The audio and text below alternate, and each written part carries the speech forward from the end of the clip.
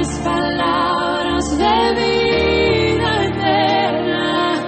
¿Dónde más iré, Dios? ¿Dónde más iré?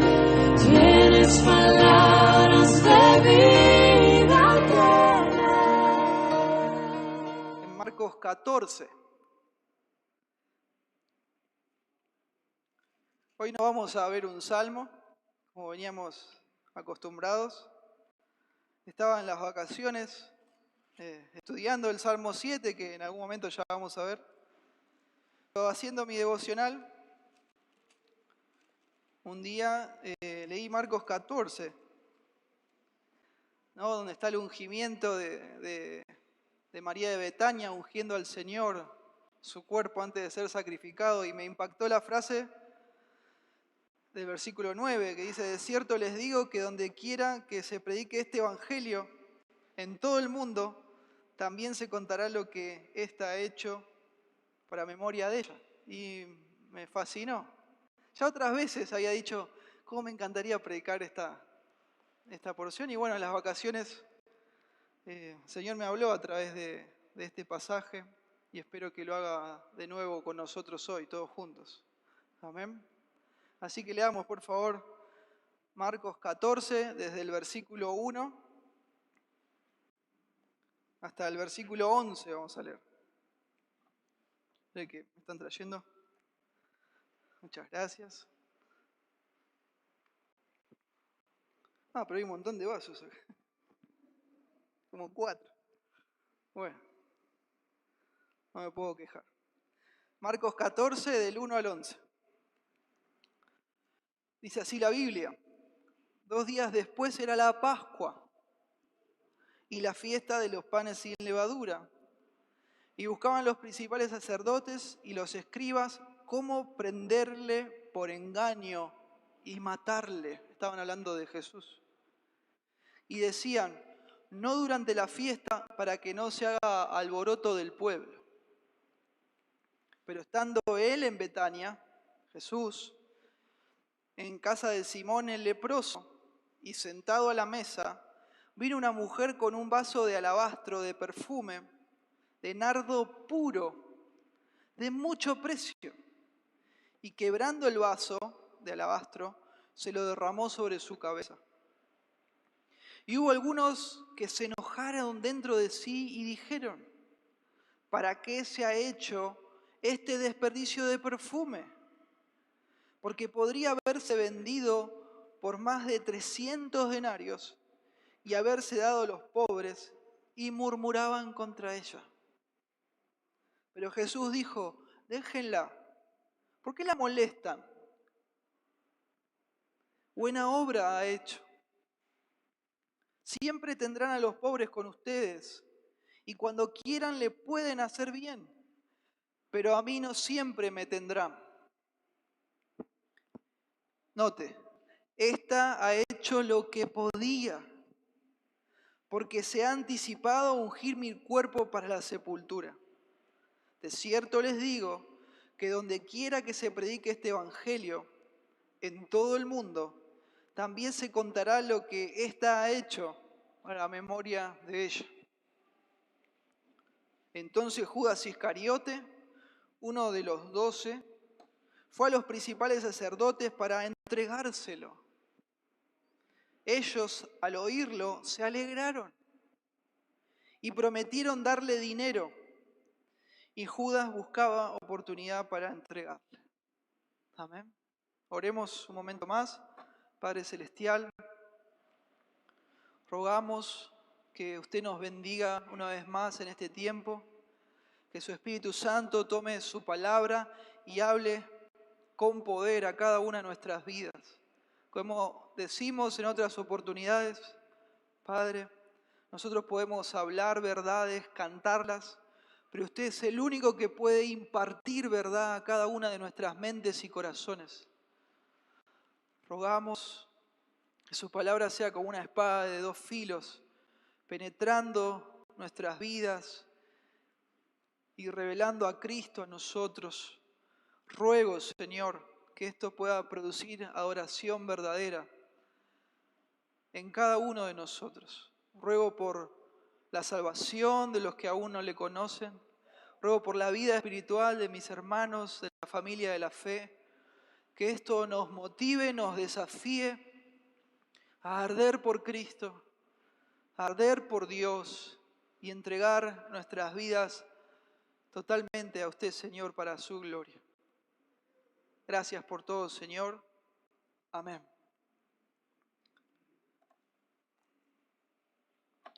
Siempre cada tanto me gusta recordar, ¿sí?, que la adoración no es solo cuando cantamos alabanzas a Dios con música el día domingo u otro día de la semana. No es solo eso. La adoración es todo lo que una persona hace, todo. Y ya dijimos, ¿no?, cuando cantamos el momento de las alabanzas, que las personas que no conocen al Señor también ofrecen adoración. Uno dice, sí, ellos lo hacen, pero es una adoración mala, es una adoración que no es verdadera. Y el título de este sermón es, ¿no?, la adoración, la extraordinaria adoración verdadera. Bueno, los que no conocen al Señor no pueden darla, no pueden dar una adoración verdadera porque no se salen de lo común, de lo que las personas esperan. Todo en la vida, hermanos, es un acto de adoración. Todo. Y todo lo que hace un creyente, un hijo de Dios, también tiene que considerarse de esa forma, como adoración.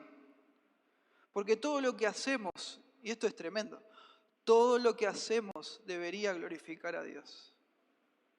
No siempre lo hacemos, amén, pero debería. Y esto divide aguas. Solo los creyentes verdaderos pueden ofrecer adoración genuina. A Dios, ¿no? A Dios, claro, a Dios. Y lo decimos de nuevo, solo los creyentes genuinos pueden ofrecer adoración verdadera al Dios verdadero. Y tristemente los que no conocen al Señor, por más que lo intenten, no pueden. Y ellos también deben, también, como nosotros, pero no pueden porque no quieren. No quieren, en su interior no quieren. Y como decía al principio, esto divide aguas, no hay un término medio, no hay grises. Están los que dan adoración verdadera a Dios y los que no. El contexto, ¿sí?, histórico de este pasaje es muy interesante. Es justo los días previos a la crucifixión del Señor. Ahí cerquita. Y Dios, ¿sí?, soberanamente, como decimos, tras bambalinas, viene organizando todo lo que le está pasando y le va a pasar al Hijo de Dios. Todo lo viene controlando y sincronizando de acuerdo al plan de salvación. Es muy interesante lo que dice el versículo 1, no deberíamos pasarlo por alto. Dice, 2 días después era la Pascua. Y esto no es algo circunstancial. El profeta Daniel ya lo había anticipado. Y todo se estaba cumpliendo cronológicamente al pie de la letra. Él ya lo había dicho en Daniel 9. Es impresionante. El mismo día, hermanos, y en la misma hora que los corderos pascuales, ¿sí?, se iban a estar matando en el templo, Dios había dispuesto que su Hijo fuera sacrificado. En el mismo momento. Y esto es impactante, asombra. El mismo Señor Jesucristo había hablado ya anticipadamente de su muerte varias veces. Así lo registra Marcos. Vamos a leer solo Marcos 8:31, pero todo el tiempo lo anunciaba. Dice así, note. Y Jesús, no está hablando de Jesús, comenzó a enseñarles que le era necesario al Hijo del Hombre padecer mucho y ser desechado por los ancianos, por los principales sacerdotes y por los escribas, y ser muerto. ¿Ven? Y resucitar después de 3 días. Esto prueba, hermanos, que Toda la vida y todo el ministerio de Cristo estaba ordenado, estaba programado, estaba controlado por Dios para que ese propósito se cumpliera. ¿Cuál era? Cristo muriendo como sustituto por su pueblo. Como dice Marcos 10:45, dar su vida en rescate por muchos. Todo controlado y sincronizado por Dios. No era algo que pasó porque a Dios se le salieron de control las cosas. No, Él estaba preparando todo eso. Y vemos muchas veces a Satanás en los evangelios usando a los enemigos del Señor para matarlo antes de ese tiempo, en muchas oportunidades. Vamos a ver dos nada más, por ejemplo, pero vamos a ver que no pudieron. Ellos querían matarlo antes de tiempo, el tiempo ordenado por Dios, pero no pudieron porque no podían oponerse a Dios, no podían resistir a Dios. Uno de esos momentos fue cuando Herodes lo quiso matar al Señor de bebé.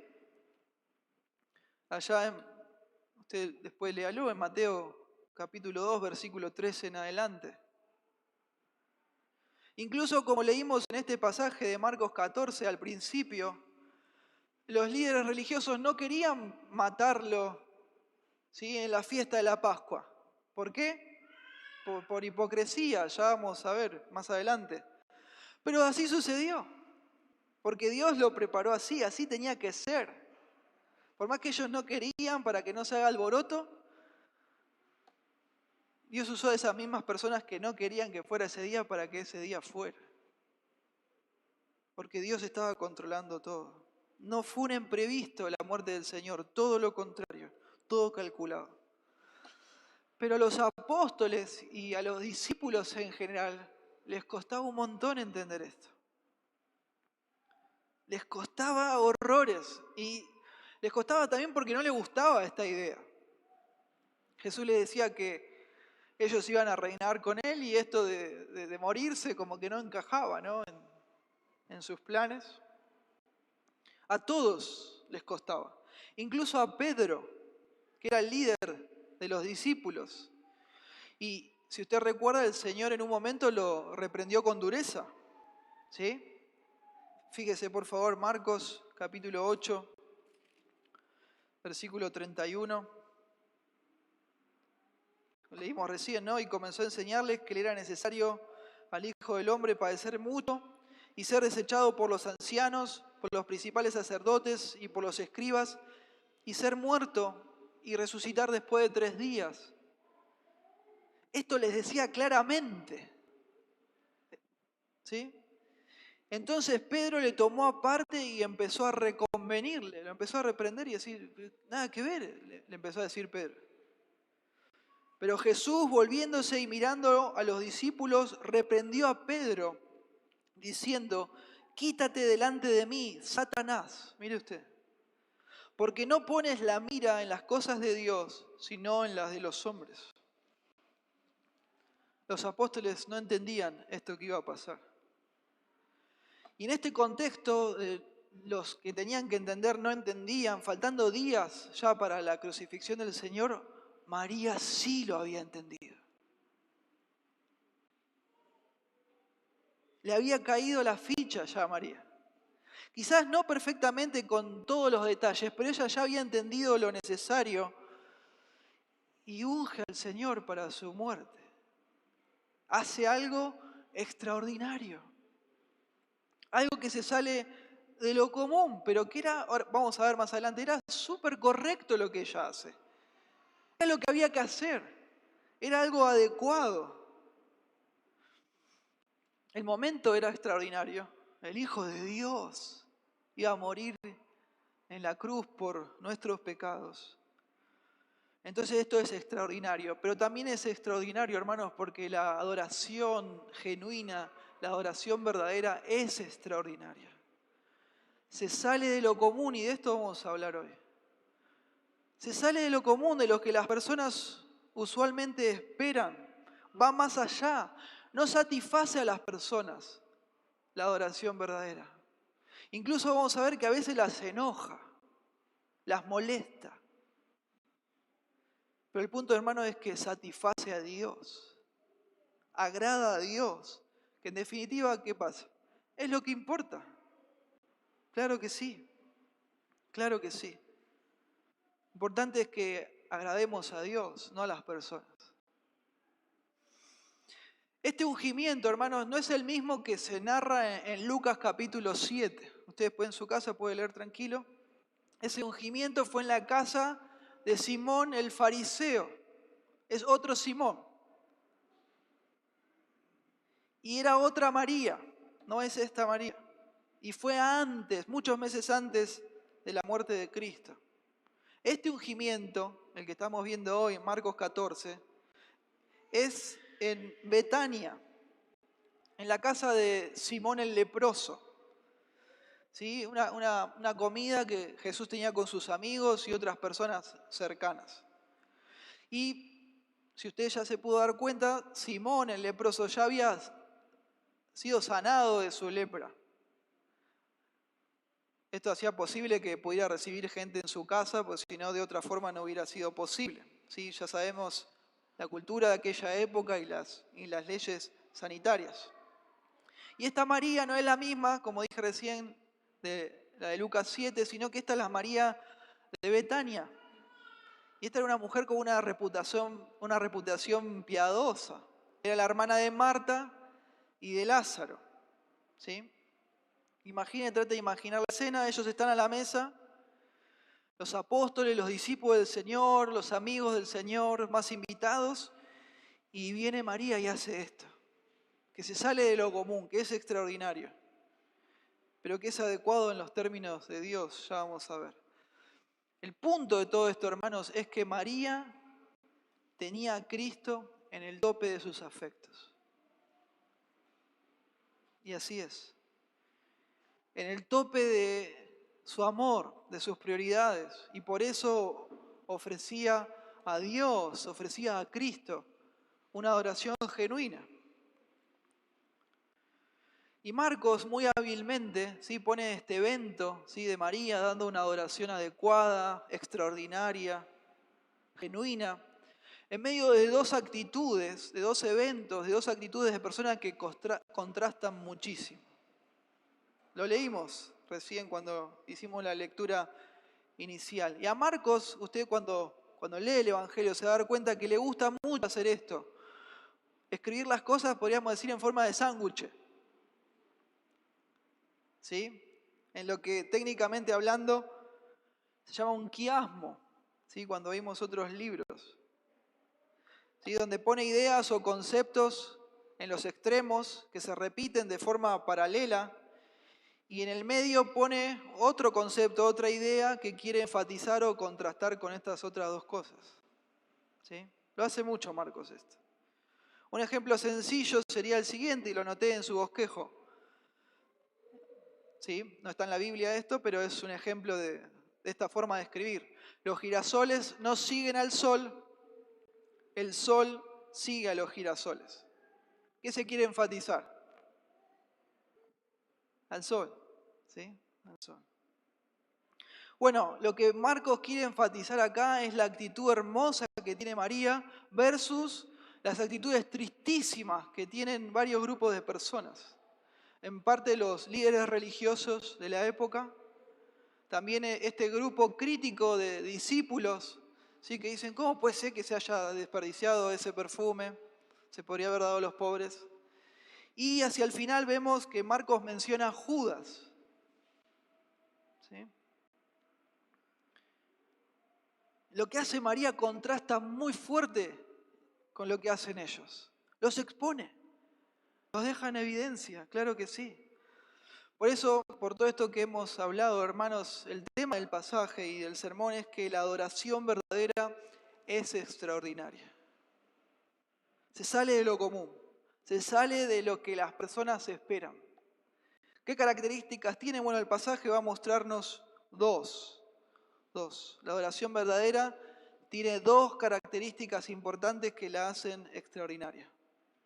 La primera de ellas, las vamos a ver, ¿sí?, Ahí puse del 1 al 9, pero vamos a leer desde el 3 al 9. Y es que la adoración verdadera es adecuadamente sacrificial. Algo ya estuvimos viendo en la introducción. Vamos a leer de nuevo estos textos. Pero, ¿no? Un contraste con lo que había dicho en el versículo 1 y 2. Estando él en Betania, en casa de Simón el leproso, y sentado a la mesa, vino una mujer con un vaso de alabastro de perfume de nardo puro de mucho precio. Y quebrando el vaso de alabastro, se lo derramó sobre su cabeza. Y hubo algunos que se enojaron dentro de sí y dijeron: ¿para qué se ha hecho este desperdicio de perfume? Porque podía haberse vendido por más de 300 denarios y haberse dado a los pobres. Y murmuraban contra ella. Pero Jesús dijo: déjenla. ¿Por qué la molestan? Buena obra me ha hecho. Siempre tendrán a los pobres con ustedes, y cuando quieran le pueden hacer bien, pero a mí no siempre me tendrán. Esto subraye, precioso, esta ha hecho lo que podía, porque se ha anticipado de ungir mi cuerpo para la sepultura. De cierto les digo que donde quiera que se predique este evangelio, en todo el mundo, también se contará lo que ésta ha hecho, para memoria de ella. Una vez más, traten de usar su imaginación, los invitados, los apóstoles, los discípulos en general, amigos del Señor. Y ahí Marta, entrando y saliendo, ¿sí?, de la mesa donde ellos estaban sirviéndolos. Marta estaba haciendo todo lo que se esperaba que una mujer hiciera para la cultura de aquel entonces. En situaciones así las mujeres no eran para estar en la mesa. Pero ahí entra María al comedor. Y si recordamos, María era de un perfil bajo. Era alguien tranquila. No hablaba mucho. Más bien ella siempre estaba tratando de escuchar, ¿no? Y de guardar las palabras del Señor en su corazón. Pero irrumpe en ese momento y sin decir nada, se acerca a Jesús, rompe el frasco de perfume y derrama todo el contenido en la cabeza y en el cuerpo del Señor. Imaginen esa situación. Tanto era el contenido de este perfume que el texto dice que ella luego se arrodilla y seca ese excedente con su pelo. Baña al Señor en perfume hasta el punto que con su pelo tiene que secar el excedente de sus pies. Esto es muy notable. Hoy ya sabemos, ¿no?, la reacción del Señor. Y decimos: María hizo bien. Pero fue algo muy raro. Muy raro. Raro por la cultura, raro por la situación, raro por el dinero que ya vamos a ver, ella gastó en ese momento. Trate de imaginar a los invitados, las reacciones de una y otra forma, para bien o para mal, porque yo no creo que todos hayan reaccionado mal, sino algunos, dice el texto. Fue algo raro, sin dudas. Pero ojo, hermanos, este pasaje no nos llama a nosotros los creyentes, no nos manda a hacer cosas raras o extravagantes porque sí nomás. Porque están esas modas, ¿no? Están esas modas, ¿no? De ser raros o extravagantes para el Señor Jesucristo. Nada que ver, ¿no? Hay personas que les gusta llamar la atención, pero no es el caso. No es el caso, no es el que Dios nos llama, no es la idea. Sino más bien que si había algo correcto para hacerse en ese momento, es lo que hizo María. Es lo que hizo María. Fue lo más lógico para hacer. En ese contexto particular donde dijimos que Dios estaba controlando y sincronizando todo para el sacrificio de su Hijo. Cristo iba a morir por los pecados de María. Amén. Por nuestros pecados. Entonces ella lo que hizo fue justo lo que había que hacer. Y ya vimos y hablamos, ¿no?, que hasta los mismos apóstoles les costaba que le cayera la ficha de la misión de Jesús, de lo que Él había venido a hacer. A morir en la cruz por nuestros pecados, pero María no, María lo había entendido bien. Y por eso estaba haciendo lo que hacía. Y ahí también, ¿no?, estaban personas ¿no? Esas que se las saben todas, dispuestas a criticar y criticar mucho, y sobre todo porque había plata de por medio. Había plata de por medio. Entonces se despacharon ahí criticando a la pobre María, que había hecho bien, sin dudas que había hecho bien. Habían gastado mucha plata en ese momento, María. Este perfume que ella quiebra y derrama en todo ese instante en el cuerpo y sobre la cabeza del Señor, leímos, ¿no?, que era un perfume de nardo puro. El nardo es una flor del Himalaya que estaba súper lejos de Betania. Digo estaba porque ahora con un avión por ahí, pero son como 7.000 kilómetros. Imagine usted lo que costaba traer ese perfume desde aquel lugar hasta donde ellos estaban. También pensemos que para hacer 1 litro de este perfume de nardo puro se necesitaban prensar 100 kilos de nardo. Imagínese usted, recolectar toda esa flor, 100 kilos de esa flor y prensarla para hacer 1 litro. Tremendo. Y según lo que estuve leyendo, este frasco que ella rompe tenía casi medio litro. Medio litro. Si mal no tengo entendido, los perfumes que uno tiene en su casa, que se compran hoy en día de más o menos calidad, tienen 100 mililitros, o menos, 50. ¿Sí? Sí, me dicen las hermanas. Por todo esto, el precio era altísimo. Era altísimo. Y así dice el texto, ¿no? El versículo 15, que costaba más de ¿cuánto? 300 denarios. Es un montón de plata. Uno de los discípulos en Marcos 6:37 hace un cálculo rápido ahí cuando tienen que alimentar a la multitud. Y hay más o menos 5.000 hombres, más las mujeres y niños, o sea, más de 15.000 personas. Y él hace un cálculo rápido, sé que por ahí era contador, no sabemos, y dice, se necesitan más de 200 denarios para alimentar a toda esta gente. Bueno, el perfume costaba más de 300. Estamos hablando de miles de dólares a plata de hoy. Miles de dólares. Algunos comentaristas creen que esta era la parte de la herencia que le tocó a María y todos sus ahorros. Y ella agarra y lo derrama en un instante sobre el cuerpo del Señor. Notable, muy notable. Ese frasco, ¿sí?, como es ahora, tenía una boca chiquita. ¿Sí? Yo a veces le pedía perfume a mi abuelo y ¿qué me decía? Poquito, ¿no? Poquitito, ponete, porque es caro. Entonces, ¿qué hizo María? Agarró y rompió el cuello, la boquilla que tenía ese perfume para que pueda salir de forma fluida. Y es de tal forma esto, hermanos, que si leemos Juan 12:3, que es el mismo acontecimiento narrado por Juan, nos dice que toda la casa se llenó de olor. Imaginen la situación. Y ella se arrodilla, como leímos, y seca todo el excedente de perfume con su pelo. Y bueno, sabemos, ¿no, hermanos, cómo son las mujeres con su pelo? ¿No? Cómo lo cuidan. Más en una fiesta, en una situación social, como ese era el caso. Hoy es así y también lo era en aquella cultura. De esto habla Pedro y habla Pablo, ¿no? De que las mujeres se cuidaban muchísimo el cabello. Bueno, pensemos, ¿no? ¿Cómo habrá quedado el pelo de María? Ella usó su pelo como toalla para adorar al Señor. No tuvo problema de hacerlo. Este es el punto, hermano. Nada impidió a María adorar al Señor.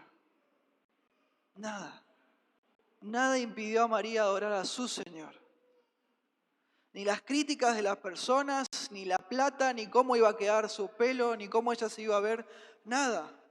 Porque ella sabía quién era Cristo. Sabía cuál era su condición y también sabía lo que el Señor estaba a punto de hacer. A morir como sustituto, como el sacrificio por nuestros pecados. Entonces, la adoración verdadera, hermanos, es sacrificial, pero es adecuada también. Es adecuadamente sacrificial. Así es, sin dudas. Como dijimos, María tenía a Cristo en el tope de sus afectos. Era el amor de su corazón. Era el centro de su vida.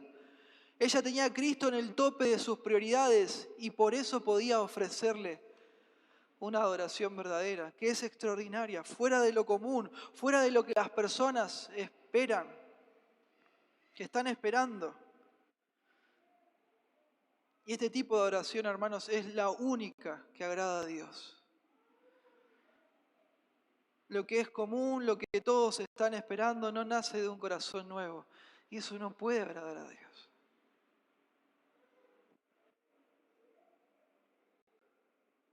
Y así fue, hermano. Jesús aprobó lo que ella hizo y medio que le puso la tapa a todo, podríamos decir. Dijo, no la molesten más. El punto es que Jesús ve, hermano. Ve. Jesús mide lo que usted y lo que yo hacemos. ¿Cómo lo hace? No lo sabemos, pero Él lo mide. Él lo mide y le agradó. En definitiva, como dijimos, es lo único que importa al final de todo. Que a Él le agrade, que Él lo apruebe. Y dijo algo que es inolvidable. Dijo así, ¿no? Ya leímos, versículo 6. Jesús dijo, déjenla. ¿Por qué la molestan? Buena obra me ha hecho. Siempre tendrán a los pobres con ustedes. Y cuando quieran les pueden hacer bien. Pero a mí no siempre me tendrán en el sentido de que iba a morir sacrificado dentro de poquito. Este ha hecho lo que podía, porque se ha anticipado a ungir mi cuerpo para la sepultura. De cierto les digo que donde quiera que se predique este evangelio en todo el mundo, también se contará lo que ésta ha hecho para memoria de ella. Precioso. Este evangelio, ¿qué evangelio? ¿No? Si Cristo todavía no había muerto en la cruz. Esto es asombroso, es impactante. Podemos decir que María lo había entendido todo, quizás todavía sin saber todos los detalles, pero en su adoración ella estaba ungiendo al Señor para el momento y el sacrificio más importante de toda la historia. La adoración verdadera es adecuadamente sacrificial. Hermano, hermana, ¿qué tipo de adoración usted le está dando al Señor con su vida? Pensemos, ¿qué tipo de adoración le estoy dando? En la forma en la que hablo, en la forma en la que sirvo, en la forma en que uso mi tiempo, en la forma en la que vivo. ¿Qué tipo de adoración le estoy dando? Y ahora vamos a ver otra de las características. Es que la adoración verdadera contrasta fuertemente con la falsa y la expone. Vamos a leer desde el versículo 1, ahora sí, hasta el 7. 2 días después de la Pascua, era la Pascua, y la fiesta de los panes sin levadura. Y note, y buscaban los principales sacerdotes y los escribas cómo prenderle por engaño y matarle al Señor, al mismo que María había adorado con todo lo que era. Bueno, esta gente estaba buscando matarle. Y decían, no durante la fiesta para que no se haga alboroto del pueblo. Pero, estando él en Betania, en casa de Simón el leproso, y sentado a la mesa, vino una mujer con un vaso de alabastro de perfume de nardo puro de mucho precio y quebrando el vaso de alabastro, se lo derramó sobre su cabeza. Y hubo algunos que se enojaron dentro de sí y dijeron, ¿para qué se ha hecho este desperdicio de perfume? Porque podría haberse vendido por más de 300 denarios y haberse dado a los pobres, y murmuraban contra ella. Pero Jesús dijo, déjenla porque la molestan, buena obra me ha hecho.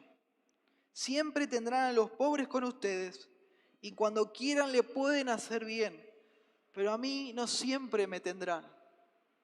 Y ahí Jesús destaca la actitud de esta mujer, adoró a Dios, hizo lo que pudo, preparó mi cuerpo para el sacrificio.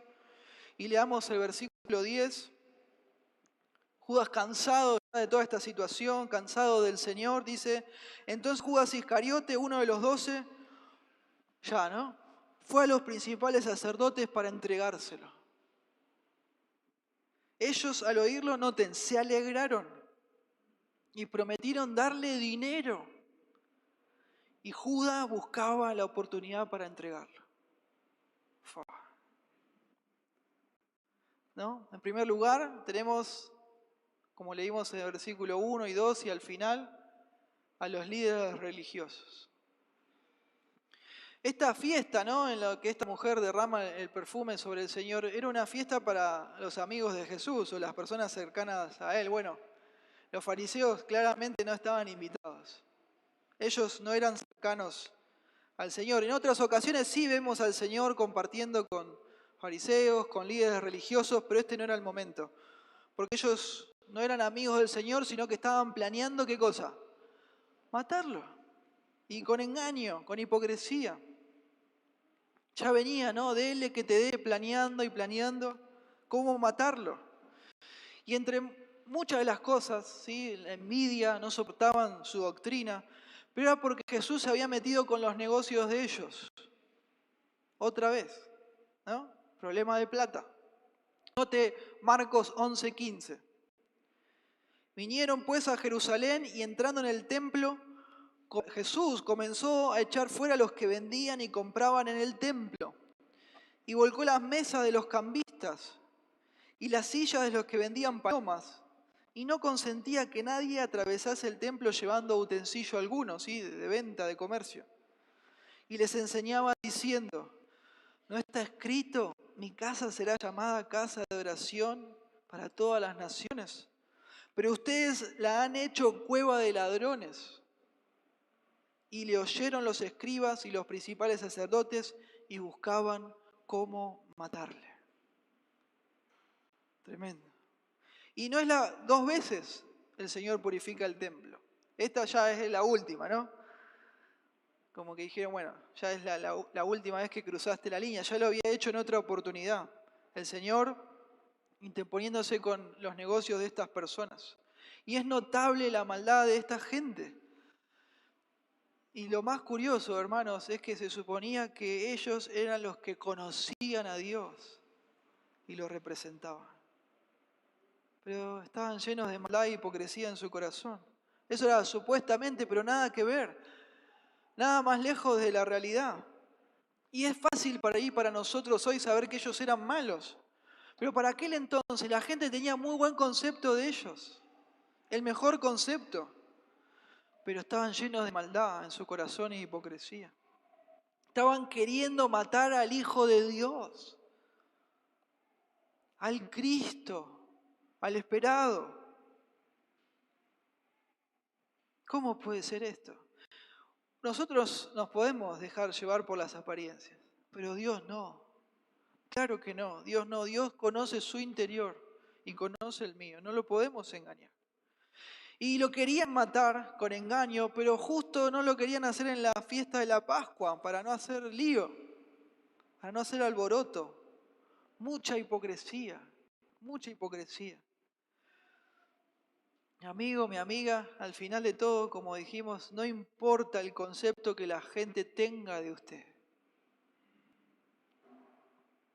o lo religioso que sea, o que usted piense que sea, sino lo que Dios piensa de usted.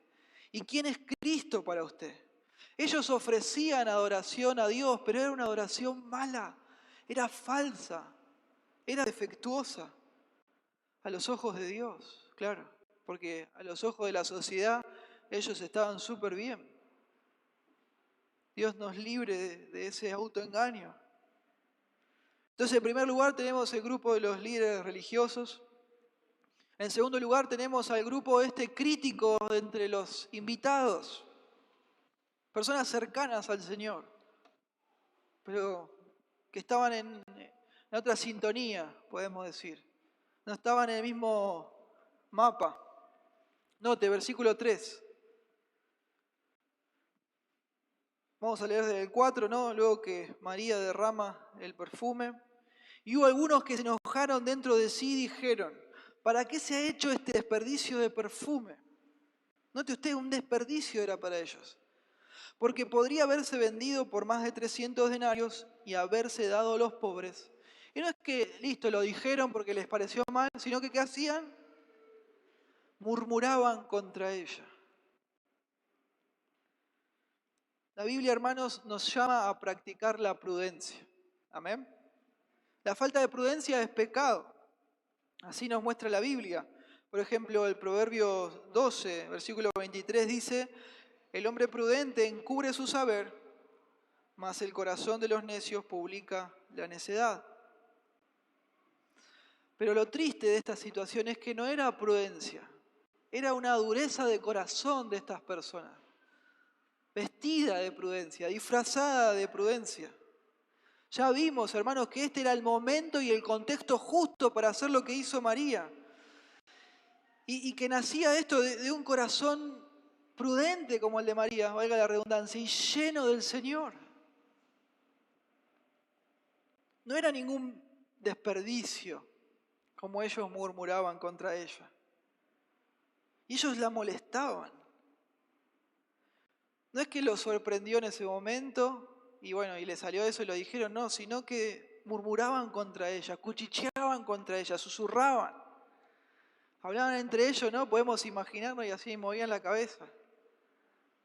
Usted sabe. Estaban enojados, versículo 4, dice Marcos. Esta es una palabra fuerte que se usa para hablar del resoplido de los caballos. Estaban furiosos esta gente. Furiosos, y murmuraban y hablaban. Furioso sería una buena traducción. Y María había hecho bien. Hermanos, todo lo que se hace según el criterio de Dios y con las motivaciones correctas sirve para la gloria de Dios. Nadie debería censurarnos por eso.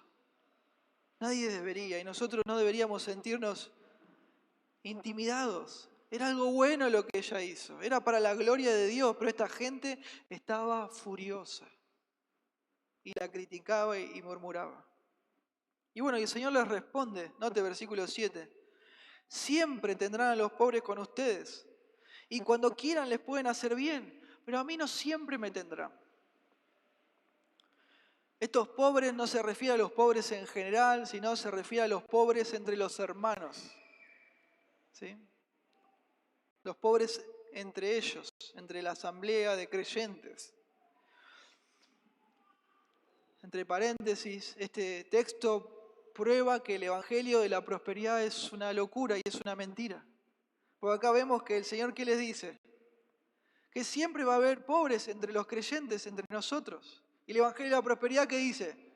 Que Dios nos quiere ricos, sanos y prósperos. Y que si alguien no está así, es porque está mal, ¿no? O no está entendiendo la voluntad de Dios. Nada que ver. Nada que ver. Siempre va a haber hermanos con necesidad entre nosotros. Nosotros siempre les vamos a ayudar con gozo. O vamos a recibir la ayuda cuando nos toque pasar necesidad. ¿Sí? Siempre va a haber. Pero no entendamos mal al Señor. ¿Sí? Era algo obviamente bueno darle a los pobres. Ni María ni Jesús estaban siendo insensibles, pero esto era otra cosa. Esta gente estaba actuando con hipocresía. Pero María estaba adorando al Señor porque Él estaba, como dijimos, al punto de morir en la cruz por nosotros. No iba a haber otra oportunidad de ungir el cuerpo del Señor. Ya acontecía. Ya estaba todo según lo que Dios había armado y organizado. Y obviamente Dios estaba impulsando a María a hacer esto. Pero siempre, ¿no? Están los que se las saben todas, pero en realidad no saben. En realidad no saben. Siempre están, hermanos, esos que no sirven, o sirven así nomás, pero critican a los que sirven de corazón. Siempre están en todos lados.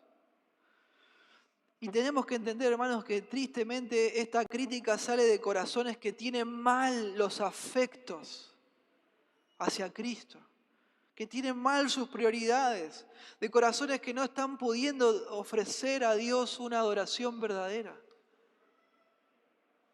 Comentando, ¿no? Me encanta el pastor Ryle, otros hermanos yo sé que le gusta. Él nació en 1816. Lo puse porque me pareció de color, ¿no? Que es el el año de nuestra independencia. Él nacía en este año, este hombre precioso de Dios. Y miren lo que dice Ryle, el pastor Ryle, comentando sobre este pasaje de Marcos. Es medio duro, pero preciso, yo creo. Dice, el espíritu de estos criticones y con visión estrecha que juzga superficialmente es, por desgracia, demasiado común. Sus seguidores y sucesores, o sea, esta gente y la que viene después de ellos, que son como sus hijos, se encuentran por todas partes en la iglesia visible de Cristo. Nunca falta un grupo de personas que critican y censuran lo que ellos denominan extremismo y recomiendan lo que ellos llaman moderación en el servicio a Cristo. Si alguien entrega su tiempo, su dinero, sus afectos a conseguir cosas mundanas, no los critican. No encuentran nada de malo en entregarse al servicio del dinero, el placer o la política. Pero si la misma persona se entrega con todo lo que tiene a Cristo, no les faltan las palabras para expresar su opinión de que está mal o es una tontería. No, está fuera de sí, está loco, sigue Ryle, la cita de Ryle. Es un fanático, un hipócrita, un entusiasta, es un extremista. En resumen, lo consideran un desperdicio. No, eso es un activismo. Eso no es sano, no es de Dios, es innecesario. Eso lo está haciendo para aparentar. Y es gracioso, hermanos, pero irónico, no es gracioso, es triste. Porque ellos aparentan que están bien con Dios, pero no están bien con Dios. Y ellos dicen que los que de verdad están llenos de Dios están haciendo esas cosas para aparentar. Y los están criticando. Y eso lo dicen, hermanos, porque se sienten expuestos.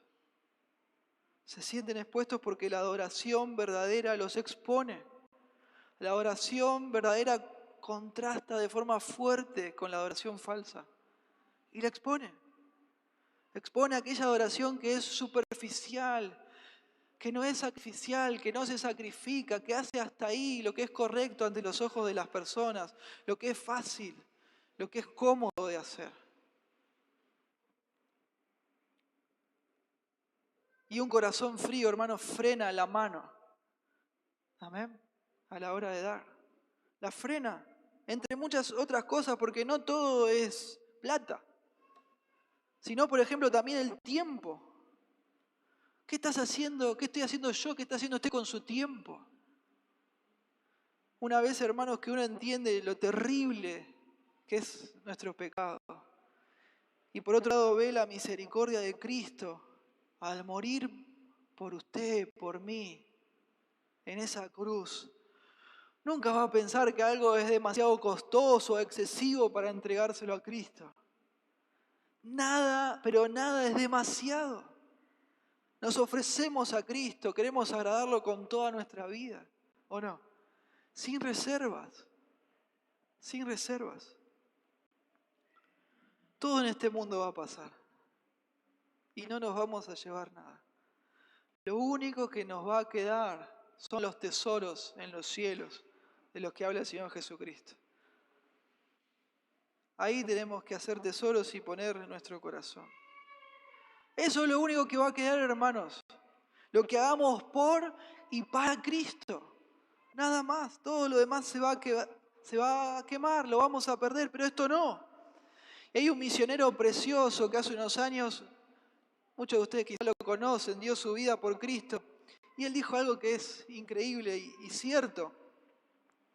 No es un desperdicio lo que usted pueda dar para Cristo, lo que usted pueda hacer para Él, nada lo es, por más costoso que sea. Y Él dijo, no es tonto el que da lo que no puede retener, ¿sí? Las cosas de esta vida, para ganar lo que no puede perder, las cosas celestiales. Y así Él dio su vida por Cristo. Reflexionemos, hermanos, ¿qué tan prudente es usted? Bíblicamente hablando, ¿no? Piadosamente hablando, según los términos de Dios. ¿Dónde está haciendo su tesoro? ¿Dónde?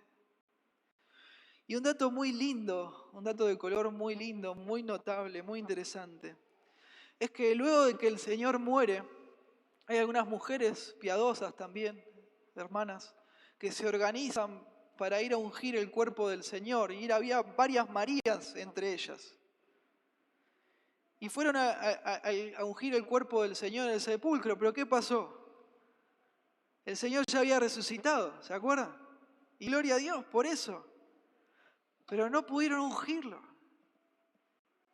No hubo tiempo. No hubo tiempo.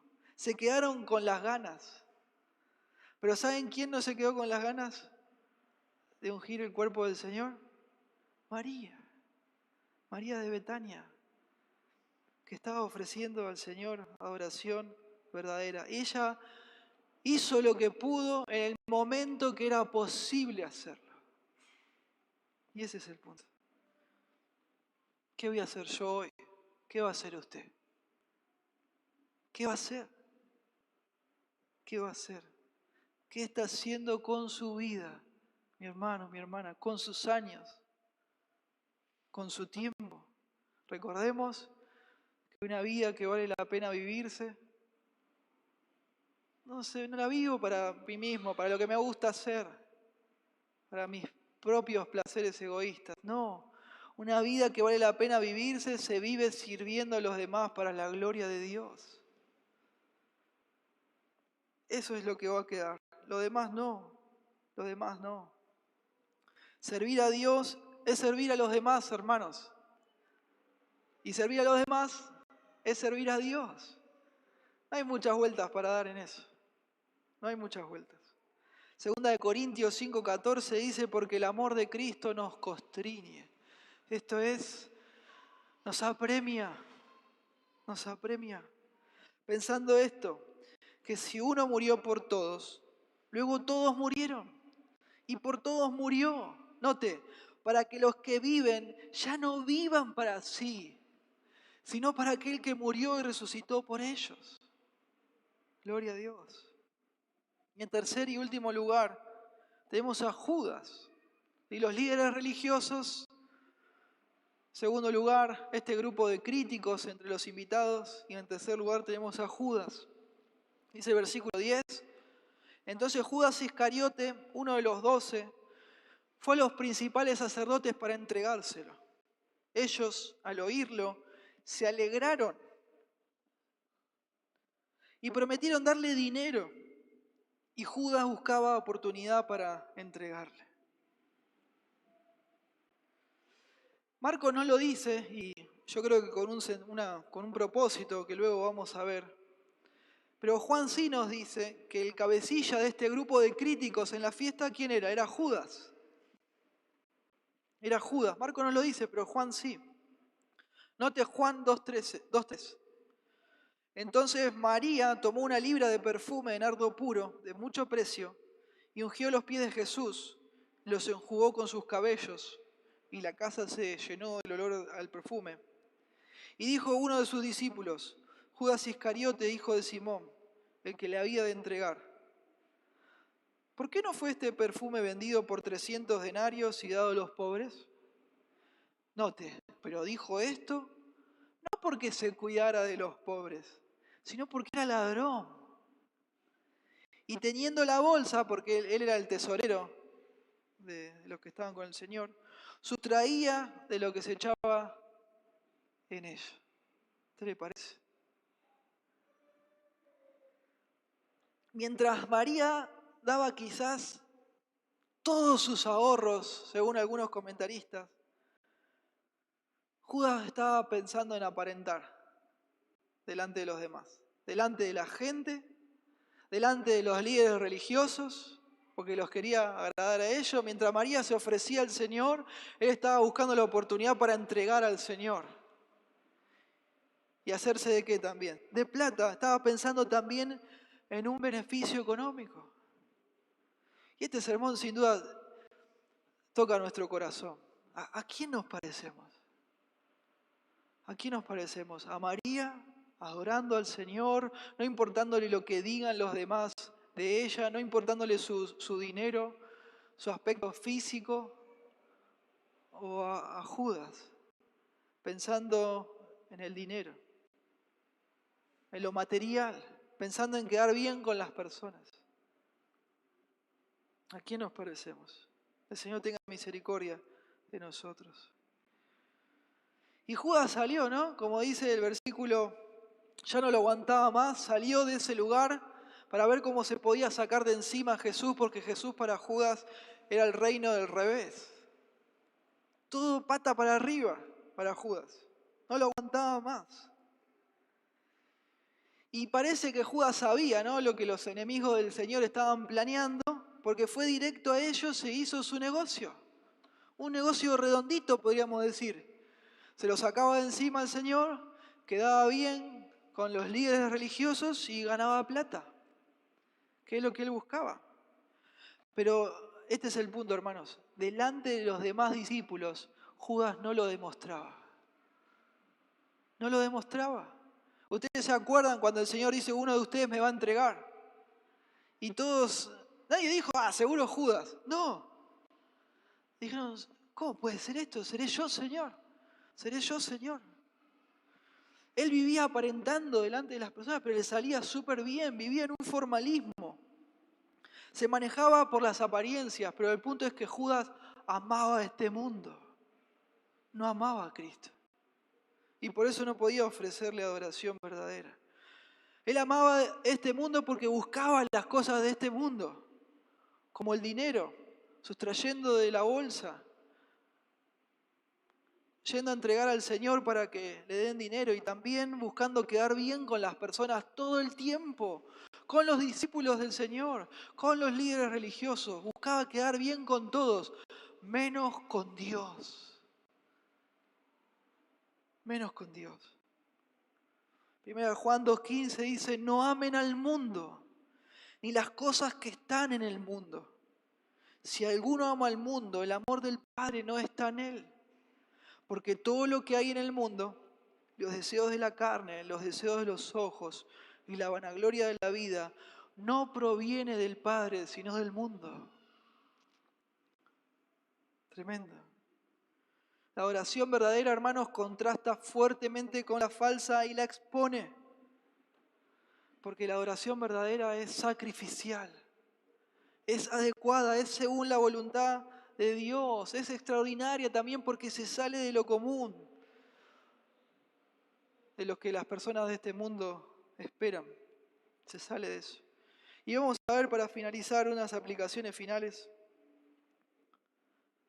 para terminar, para que pensemos en este texto y lo apliquemos en nuestra vida. Hermano, ¿cuándo fue la última vez que lo criticaron a usted por hacer algo fuera de lo normal para el Señor? ¿Fue hace poco? ¿Fue hace mucho tiempo? Bueno, gloria a Dios. ¿Cuándo fue, hermano? Obviamente que Dios no nos está mandando en este pasaje a hacer exactamente lo mismo que hizo María, ¿no? Agarrar un perfume de miles de dólares y, no sé, tirarlo. Pero lo hermoso del texto, ¿no? Ella ha hecho lo que ha podido, dijo el Señor. Es hermoso, lo que pudo. Como la viuda pobre, ¿se acuerdan? Que ella dio de su pobreza, no dio miles de dólares. ¿Cuánto habrá dado? 10 pesos, la plata de hoy. Eran centavos. Pero Jesús la alabó. El punto es, hermanos, que Dios ve todas las cosas que hacemos para Él. Y lo mide. Está midiendo. ¿Cómo? No sé, pero lo mide. El fruto espiritual para Él. Cuando son las cosas correctas según su voluntad y con las motivaciones correctas, Dios lo mide y lo alaba. Según Tito 3:14, hermano, ocúpese en buenas obras. Ocúpese en buenas obras y estimule a los demás a las buenas obras. No sea usted alguien que desaliente a las buenas obras. No se oponga a Dios. Hebreos 10:24 dice: y considerémonos unos a otros para estimularnos al amor y a las buenas obras. No dejando de congregarnos como algunos tienen por costumbre. Yo veo personas que tienen por costumbre no venir. O hace calor, o hace frío, o llueve. ¿Cómo vamos a hacer para estimularnos al amor y a las buenas obras si no estamos juntos? No se puede. No se puede. No se puede obedecer a Dios en lo que nos está pidiendo a través de su palabra. Efesios 2:10 dice: porque somos hechura suya, creados en Cristo Jesús para buenas obras, las cuales Dios preparó de antemano para que anduviésemos en ellas. Dios preparó la obra extraordinaria que iba a hacer María, ungiendo el cuerpo del Señor, y así ha preparado las nuestras. Andemos en ellas. Esforcémonos en practicarlas. No van a venir por arte de magia. Tenemos que involucrarnos y esforzarnos. ¿Es distinta la situación de María? Sí, es distinto, obvio. Pero por favor piénselo y aplíquelo para usted. ¿Qué es lo que usted puede hacer? Sea cual sea su contexto o su situación. Obviamente que usted no hace obras para comprar su salvación. Dios ya nos liberó de ese problema, nos liberó de esa carga. Hacemos buenas obras para adorar a Dios, como hizo María. Porque vamos a rendir cuentas de lo que hicimos estando en el cuerpo de Cristo. Fíjese usted, 1 Corintios 3:12 dice: y si sobre este fundamento alguno edificare oro, plata, piedras preciosas, y acá viene el contraste, madera, heno, hojarasca, la obra de cada uno se hará manifiesta, porque el día la declarará, pues por el fuego será revelada, y la obra de cada uno, sea cual sea, el fuego la probará. Si permaneciere la obra de alguno que sobreedificó, recibirá recompensa. Nos tenemos que esforzar, hermanos, romper el lomo, hablando como hablamos nosotros, para edificar con buenos materiales, para la gloria de Dios. Fíjese usted Mateo 25:23. El Señor le dijo: bien, buen siervo y fiel, sobre poco has sido fiel, sobre mucho te pondré. Entra en el gozo de tu Señor. Preciosa la promesa. Y no nos olvidemos, hermanos, que para Dios, aun cuanto más nos esforcemos y hagamos, todas nuestras obras son imperfectas. Eso lo digo para que no nos desanimemos y tengamos ánimo en seguir practicando buenas obras. Yo me imagino a Dios, ¿no?, como esos papás que tienen hijos bebés, que hacen un dibujo, un garabato, ¿no? ¿Y qué hace el papá y mamá? Lo ponen en la heladera, ¿no? Y así es Dios. Así es Dios. Esto es lo que mi hijo hizo para mí, porque me ama. Esto es lo que mi hija hizo para mí y yo estoy orgulloso y lo pongo en la heladera, aunque sea un garabato. ¿Sí? Y yo me gozo en ellos, porque ella hizo lo que pudo. Hizo lo que pudo para mí. A veces esto, hermanos, puede empezar con cosas sencillas, no demasiado complicadas, como preparar nuestro corazón, por ejemplo, y todas las cosas, anticiparnos el sábado, el domingo, para poder llegar a tiempo a la reunión, a horario. O incluso llegar antes de que empiece la reunión para ver a quién puedo servir, con quién puedo hablar, quién está triste, quién necesita la palabra de Dios, por quién me puedo enterar para orar, a quién puedo servir. Y también estar listo, ¿no?, preparado, dispuesto para recibir la palabra de Dios implantada en nuestros corazones, con disposición, con mansedumbre, como escuchamos hace poco, para recibir esa palabra, comer y crecer y amar y servir mejor a los que tengo a mi alrededor. O también puede empezar como estar más atento para cuando hay una necesidad. Hay un hermano que siempre pregunta, ¿hace falta? ¿Hace falta? ¿Hace falta? Y le estamos diciendo, pero él no se queda en el hace falta, él también averigua. También puede ser en hospedar hermanos, cosas pequeñas, sencillas, y esas cosas nos preparan para cosas mayores. ¿Sí? Como puede ser, quizás a alguno le toca dar su vida por Cristo, en la iglesia local o en las misiones. Pero si no somos fieles en las cosas pequeñas, no vamos a poder afrontar las más grandes, no vamos a poder adorar a Dios en nada. Y recordemos, hermanos, vamos a ser incomprendidos. No nos desanimemos. No nos afanemos tampoco. No. Pero la pregunta es, ¿de qué lado vamos a estar? ¿De los incomprendidos o de los criticones? Porque no hay término medio. No va a haber término medio. Un corazón que se enfría, un corazón que no sirve a los demás, tarde o temprano va a terminar siendo un corazón crítico. Lejos de Dios. Lejos de Dios. Mientras algunos discípulos no discutían si María hizo bien o mal, mientras Marta estaba afanada con muchas cosas, mientras algunos estaban viendo cómo matar al Señor, otros estaban pensando en la plata, algunos querían aparentar, María estaba a los pies del Señor, amén, comiéndose las palabras del Señor. Y como ella escuchaba su palabra y la guardaba en su corazón, ella había entendido lo que estaba pasando. Ella había visto y entendido lo que otros no habían podido. Ella estaba llena de Dios. Estaba a los pies de Cristo escuchando su palabra y estaba a los pies de Cristo ungiéndolos con su pelo. Haciendo algo extraordinario, ungiendo al Señor para lo más importante de la historia.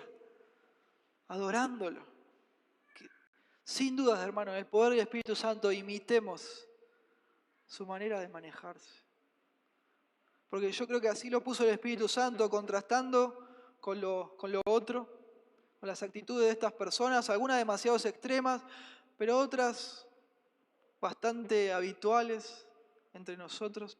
Ella destacaba, porque ella estaba ofreciendo adoración verdadera, que era adecuada, que era sacrificial, que tristemente también contrasta con la falsa y la expone. No nos acostumbremos, hermanos, a vivir nuestra vida cristiana de una forma fría o tibia. No, rechacemos todo ese tipo de pensamiento, idea, o si ya se ha empezado a ser un hábito en nosotros, en nuestra vida cristiana. Que el Señor toque nuestros corazones. Amemos al Señor con calor en el corazón y que eso se manifieste, que brote de nosotros. Sirvamos a los demás, sirvamos a Dios, que todo nuestro tiempo y nuestros recursos sean para el Señor, porque es lo único que va a valer cuando esta vida pase. Y si no lo hacemos, nos vamos a lamentar, nos vamos a arrepentir. Piense, ¿qué significa Jesucristo para usted? ¿Qué es Jesucristo? Y es una pregunta que necesita una respuesta. Es la pregunta y la respuesta más importante de la vida. No hay nada más importante. Pero sobre todo, más allá de lo que usted va a decir, ¿qué muestra sus acciones acerca de lo que Cristo significa para usted? Porque una cosa es lo que nuestra boca puede decir que valoramos y otros son nuestros hechos. Amén. Lo que usted valora no es tanto lo que usted dice, sino lo que lo controla a usted, lo que lo gobierna. Son sus hechos, sus acciones, lo que manifiestan lo que usted de verdad le da valor. ¿A qué le está dando valor? ¿Son las mismas cosas que la que Dios dice que tienen valor?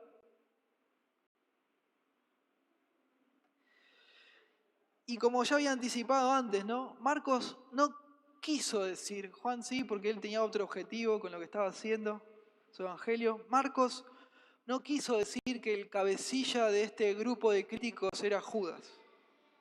No lo dijo, no quiso mencionarlo, porque él quiso escribir y contarnos que había otras personas que estaban actuando igual que él. Es fácil quizás para nosotros, ¿no? Compararnos con Judas y decir, no, yo no soy como Judas. Es demasiado mucho, ¿no? Pero había varios que estaban en la misma actitud de él, cerca de Jesús. Aparentemente estaban con él, pero su corazón estaba lejos de Cristo, no estaba conectado con Dios. Al menos en ese momento, su corazón de verdad no estaba conectado con Dios. No podían entender ese acto de adoración verdadera, genuina, adecuada, sacrificial. Y como no podían entender, hermanos, tampoco podían ofrecer. Entonces la pregunta es, ¿dónde está su corazón hoy? Ahora.